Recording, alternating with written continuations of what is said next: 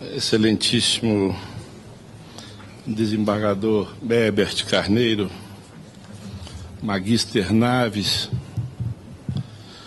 excelentíssimo senhor presidente, desembargador Joaquim Herculano Rodrigues, senhores homenageados presentes, ministro José Eduardo Cardoso, ministro Antônio José de Barros Levenhage,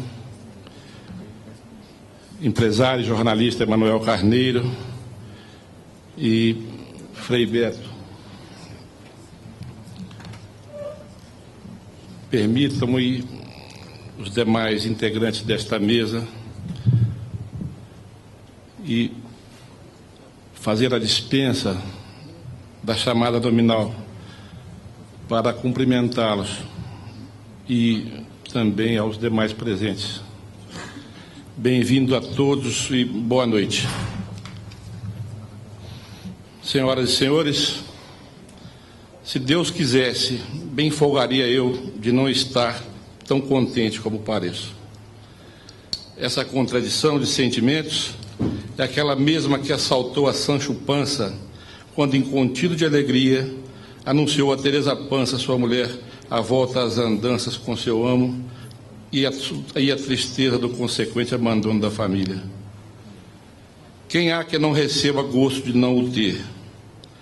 O grave senso da responsabilidade provoca contradição no espírito, contém a alegria exagerada, estimula a autocrítica, ilumina o juízo mostrando-lhe as dificuldades de bem representar a Associação dos Magistrados na homenagem que presta aos seus escolhidos com a insígnia da sua representação máxima, a medalha de desembargador Guido. A autoridade dos homenageados e o alto nível dos convidados acenam para o orador. Incuta-lhe o receio de não se desincumbir da encomenda a contento. Outro, mais letrado, é bem de se dizer, faria melhor. Da altura desta tribuna, a ampla visão do cenário e do espetáculo da festa evoca o admirável quadro da realidade vivida pelo operador do direito, pintada por Edmundo Picard, o romancista do direito, e que serve para extremar a vida e a realidade constante do direito. É Pedro Lessa quem o traduz. Em uma tarde de maio, entre Vlergot e Oran-Espinay, na estrada de Bruxelas, que de Bruxelas vai à planície inovidável de Waterloo, encontram-se dois caminhantes que por momentos quedam embevecidos na contemplação do singular e esplêndido cenário. Depois de terem percorrido por entre o misterioso silêncio de uma floresta secular, dilatado trecho em que as árvores gigantescas, entrelaçando no alto a espessa ramagem, semelham a extensa nave rematada em forma de ogiva, sob um teto de verdura, por onde mal coava a esfumada luz crepuscular.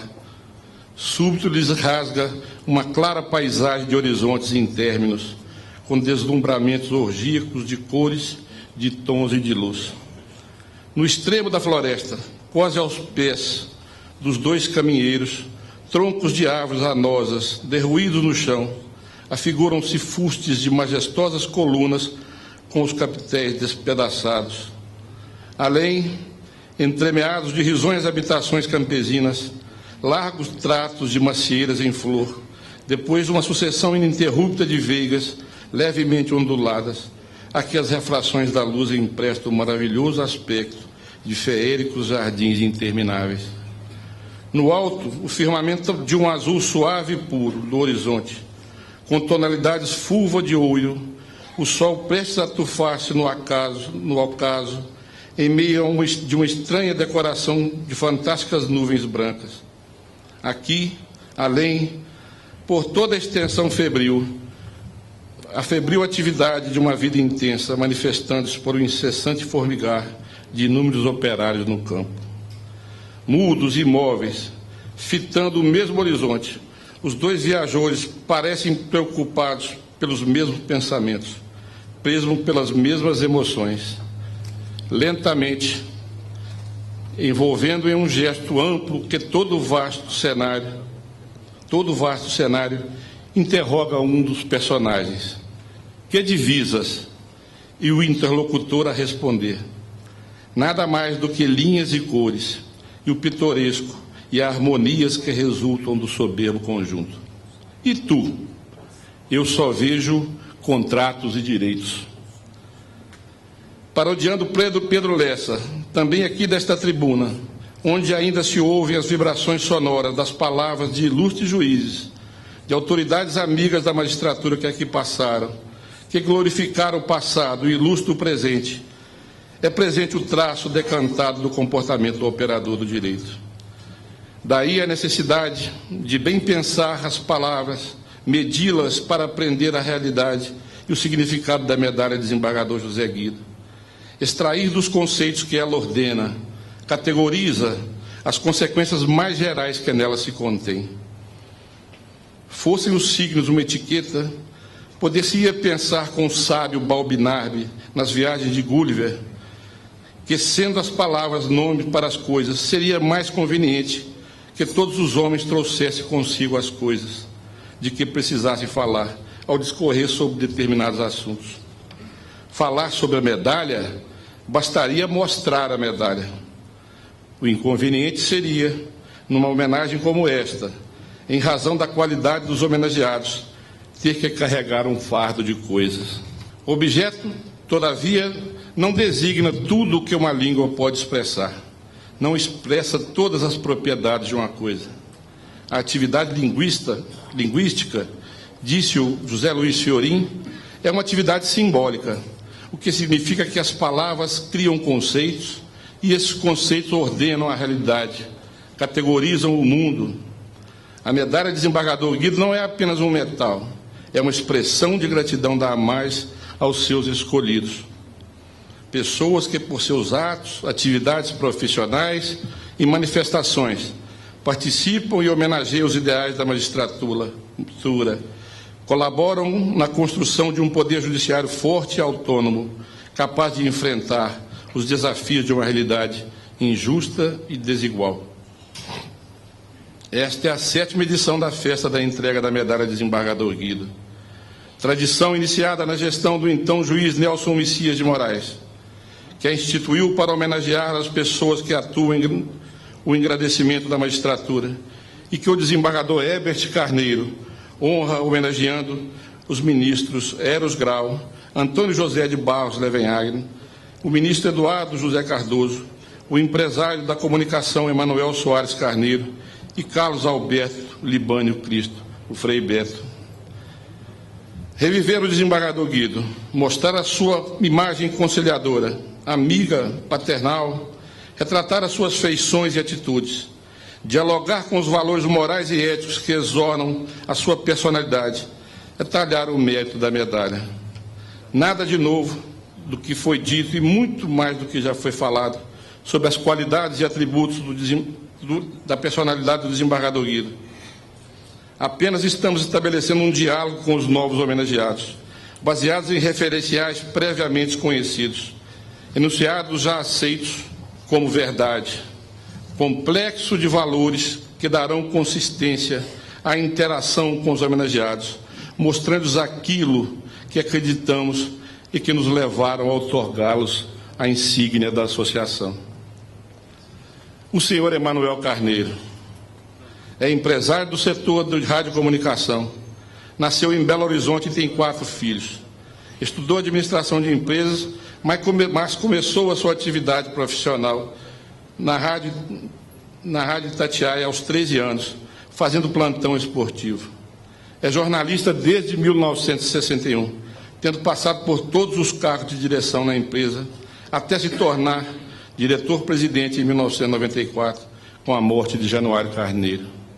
Mais importante, continua participando da área jornalística da Itatiaia, com um programa esportivo diário, de grande penetração popular. Aliás, essa é a marca da Rádio Itatiaia: comunicação direta, linguagem simples, adequada ao público, respeitosa, sem os excessos de linguagem apelativa, que a fazem cativa de 80% de seus ouvintes, segundo Nair Prata. É esse respeito à ordem objetiva de valores da sociedade, a comunhão entre a emissora e os emissários, fazem da Rádio Itatiaia um instrumento respeitado de comunicação. Segundo o jornalista Jader de Oliveira, em recente obra intitulada No Tempo Mais Que Perfeito, a grande mexida no radiojornalismo, ocorrida com a chegada da Itatiaia, começou em 1952, quando se realizaram em Belo Horizonte os Jogos Universitários Brasileiros, com uma equipe de repórteres que não haviam chegado aos 20 anos, treinada pelo próprio Januário Carneiro. A Itatiaia impôs-se no terreno da notícia e da reportagem, estabelecendo uma liderança que jamais seria perdida.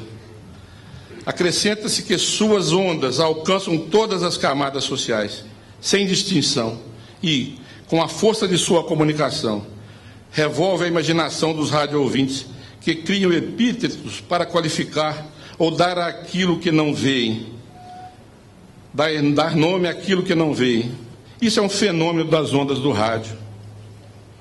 Quem não conheceu o cantor das multidões, o Rei Roberto, e quem mesmo não se emociona com o tonitruante grito de gol do Caixa todos os domingos? O imaginário popular, a partir desses tipos, cria os seus próprios personagens psicológicos, como os caricaturados na Rádio Camanducaia, uma virtual e imaginária rádio, onde a propaganda anuncia liquidação de japonas na loja da Gorda Elegante. A Gorda Elegante, de Mafalda e Filhas, não tem filiais. Ou o dentista Ciro João, próteses, mesóclise e metáforas. E ainda a pensão de Dona Lourdes, água corrente em todos os quartos. Parabéns, senhor diretor-presidente da Rádio Itatiaia, por estabelecer um sistema de comunicação que dialoga com o povo e onde o povo se vê. Parabéns, senhor Emanuel Carneiro Soares, pela distinção que ele faz da magistratura mineira. Senhor ministro da Justiça, José Eduardo Cardoso, paulistano.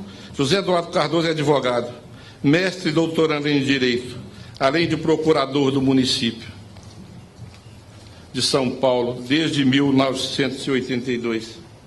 É também professor de Direito Administrativo da Pontifícia Universidade Católica de São Paulo. Iniciou a militância política no Centro Acadêmico da Faculdade de Direito da PUC, onde se formou em Direito.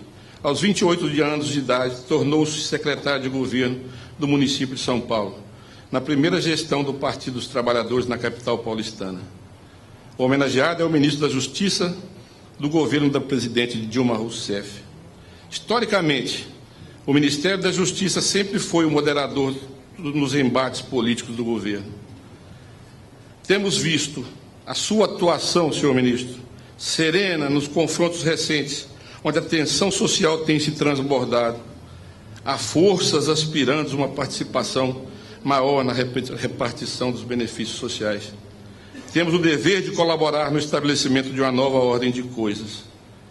No choque entre a autoridade e a liberdade, consubstanciais à natureza humana e à natureza de toda a sociedade humana, deve-se relevar a existência de direitos individuais e de direitos sociais. Já o afirmou Alceu de Amoroso Lima, no seu Direitos do Homem e o Homem Sem Direitos. E isso é o que se tem visto na sua atuação como ministro da Justiça. Senhor ministro, a magistratura mineira o acolhe com júbilo e lhe outorga a medalha de desembargador Guido, declarando como sua a distinção que Joaquim Nabuco fez a seu pai, relevando as suas qualidades de ex-ministro da Justiça. A distribuição da Justiça foi um de seus maiores empenhos na ordem administrativa. Uma boa magistratura, eficiente, instruída, prestigiada, era apenas para ele a solução de metade dos nossos problemas. Levantar a vocação de um juiz por todos os meios seria o complemento de seu outro desiderato, levantar a vocação religiosa.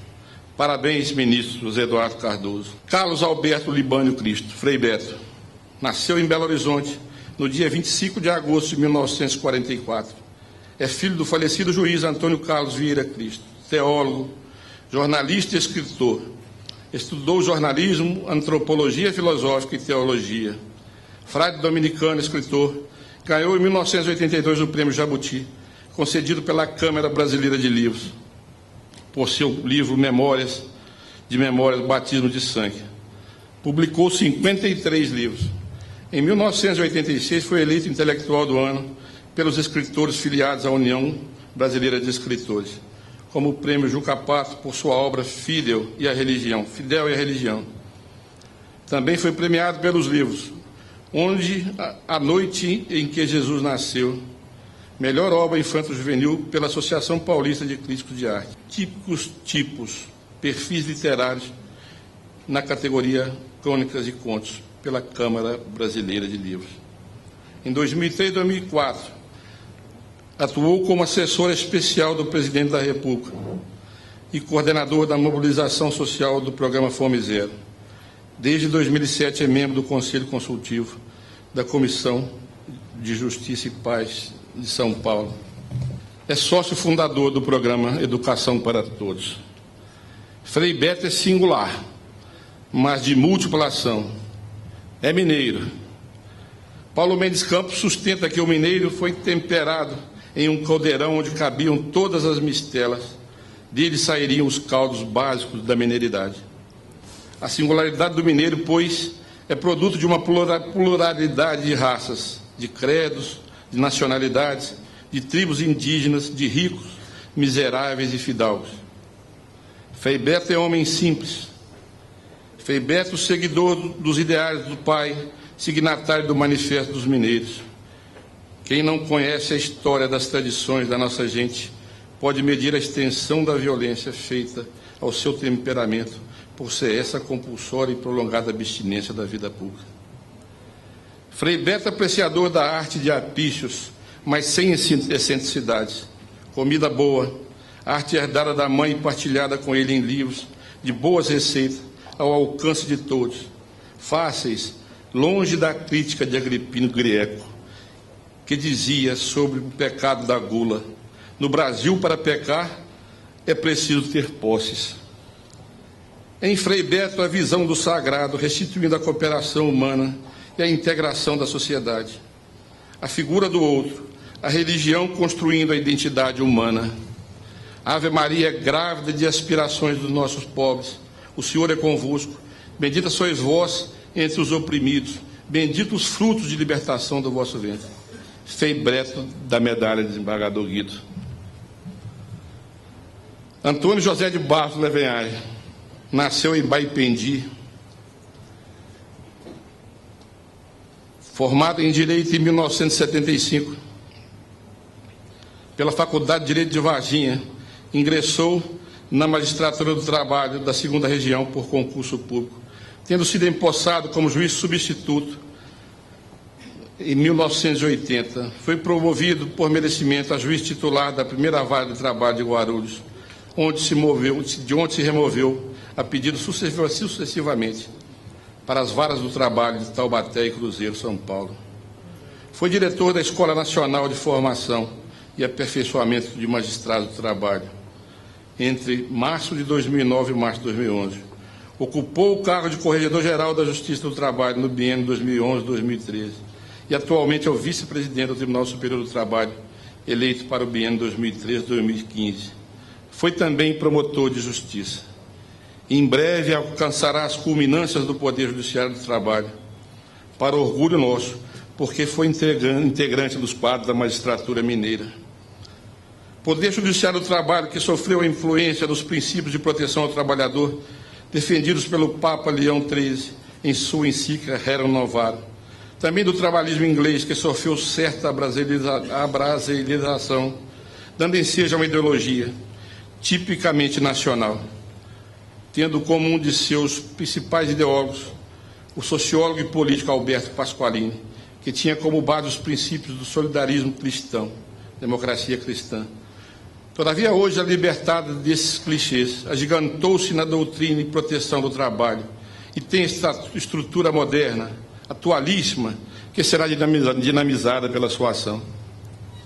Sua Excelência trouxe do berço a glória do velho pai, Antônio José de Souza Levenhagen, que engrandeceu a magistratura mineira, ilustrando-a com a sua doutrina e com a sua ação política associativa. Não só transferiu-lhe o nome, transferindo-lhe também a sabedoria, os traços do caráter, e parodiando Josué Monteiro, restou ainda tanta força e caráter e de bondade que anteviu a possibilidade da transferência desses traços a outro filho, Carlos Augusto de Barros Levenhagen. Permita-me, senhor ministro, estender-lhe uma consideração. Quando, uma vez respondendo a inquérito policial militar por sua suposta relação com o Partido Comunista, Juscelino Kubitschek foi afagado por Josué Monteiro. O senhor precisa ter um pouco de orgulho do que fez e realizou pelo Brasil para suportar melhor essa aprovação. E ele, senhor dos seus nervos, basta-me a simplicidade que eu trouxe de Diamantina. Também ao senhor bastou a sua simplicidade e o seu mérito intelectual para chegar onde chegou. Senhores homenageados, senhoras e senhores, com tão variados ingredientes, não poderia poupá-los das citações. Na verdade, o ingrediente do discurso não é meu. Por isso, tomei de Dom Frei Amador Arraes o mote. Confesso que as mais das iguarias que vos convido são alheias, mas o guisamento delas é meu, é da casa. Muito obrigado.